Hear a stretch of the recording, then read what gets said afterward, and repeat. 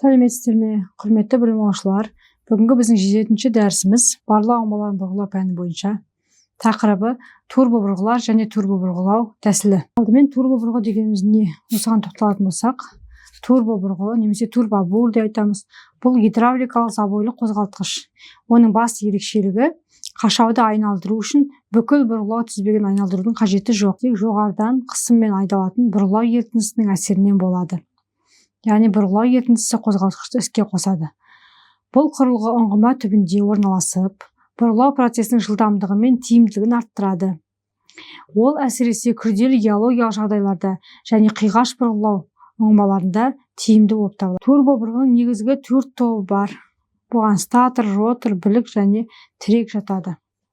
Яғни құрылғы неден тұрады деген сөз? Статордан, ротордан, біліктен және тірек подшипниктарынан тұрады. Ол жабдықтары турбо бұрғының тиімді жұмысын қамтамасыз етеді. Турбо бұрғының жұмыс істеу принципі бойынша бірінші алдымен сұйық енеді, бұрғыға, одан кейін статорға бағыттайды, роторды айналдырады, қуат бұрғыға беріледі. Осылайша осындай принциппен турбо бұрғы іске қосылады. Турбо бұрғының іске қосу принциптері гидравликалық энергияны механикалық энергияға айналдыру нәтижесінде болады. Бұл процесс үздіксіз жүреді және өте тиімді болып табылады. Турбо бұрғылау тәсілінің ерекшеліктері. Бұл турбо бұрғылау тәсілі дәстүрлі роторлық бұрғылаудан түбегейлі ерекшеленеді. Негізгі айырмашылықтары бұрғылау процесінің әрбір аспектісінде көрініп отырады. Мысалы, алдарыңызда салыстырмалы кеспе берілген.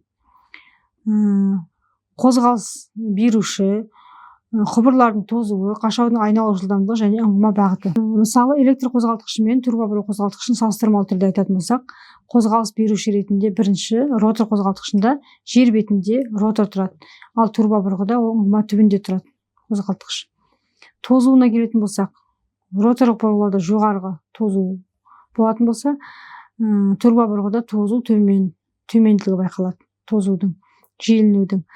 Қашаудың айналу жылдамдығы бойынша роторда 40-100 айналым болса минутына, ал турбо бұрғыда минутына 300-800 айналымға дейін болады. Бағыты бойынша роторлық бұрғылау тек қана тік ұңғымаларда бұрғыланса, ал турбо бұрғы қиғаш, көлбеу ұңғымаларда бұрғылай алады. Турбо бұрғының артықшылықтары бұл мұнай газ өнеркәсібінде көптеген айтарлықтай артықшылықтарға ие.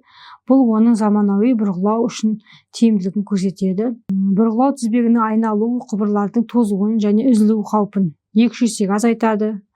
Бұл жабдықтардың қызмет ету мерзімін ұзартып, жөндеу шығындарын төмендетеді деген сөз. Жылдамдығы бойынша қатты жыныстарды бұрғылауда жоғарғы айналым есебінен механикалық жылдамдық айтарлықтай артады. Бұл бұрғылау уақытын қысқартып, жалпы шығындарды азайтуға мүмкіндік береді деген сөз. Турбо бұрғылардың кемшіліктері де бар, сонымен қатар оларды да ескерген жөн. Бұған жататындар: қашаудың тез тозуы, ерітіндіге тәуелділік, айналым моментінің шектеулігі.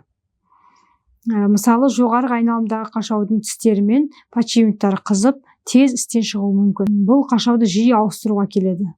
Яғни ұңғыманы тоқтату керек болады, бұрғылау уақытын ұзартады және бұрғылау шығындарын да арттырады. Ерітіндіге тәуелділік дегеніміз бұл бұрғылау ерітіндісінің шығыны мен қысымына өте сезімтал. Яғни жоғарыдан берілетін сұйықтың қысымы мен оның шығынын ескеріле отырып, үнемі есептеп отыруымыз керек, дұрыс есептеулер жүргізу керек және үздіксіз келіп тұру керек. Бұрғыға жоғарыдан сұйықтық. Айналу моментінің шектелуі бұл жүктеме артқанда турбо бұрғы тоқтап қалуы мүмкін. Бұл бұрғылау процесін тоқтатып, қосымша уақытты қажет етеді деген сөз. Осындай айтарлықтай кемшіліктері бар. Турбо бұрғының тиімділігін арттыру. Бұған қандай жұмыстарды жүргізуге жатқызуға болады?